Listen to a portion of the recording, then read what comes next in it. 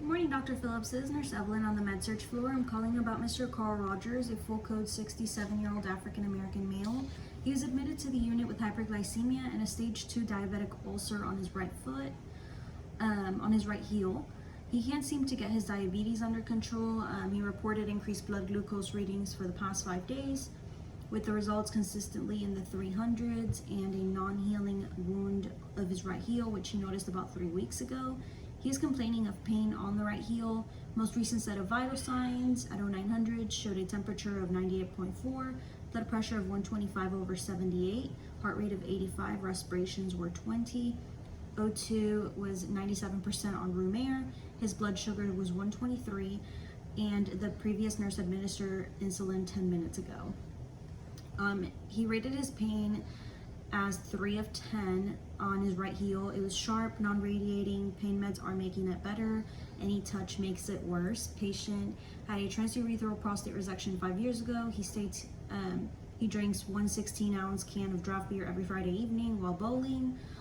Patient stated he's having a productive cough, about 5 ml, with thin, white, frothy sputum. Lungs were bilaterally clear to auscultation. Straw-colored urine, fills about half a urinal. It is clear. Dressing assessment and change showed scant serosanguinous drainage and a stage 2 right heel ulcer. Wound bed showed no signs of infection. It was reddened and edges were intact. Lower extremities on the right side, the strength was 4 of 5. He stated he has worsening tingling in bilateral lower extremities that has worsened these past 3 months. His blood work came back and were as follow: increased white blood cell count of 14,000, fasting blood sugar of 310, decreased calcium level of 7.4, and hemoglobin A1C was 7.5%.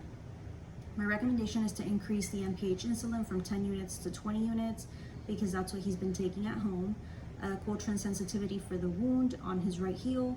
Discontinuing the lisinopril and instead giving something that won't cause that productive cough, but will still correct the hypertension. I would also like to recommend a nutrition consult since the patient stated he would like additional education on a diabetic diet. Okay, I want you to increase the NPH insulin from 10 units to 20 units.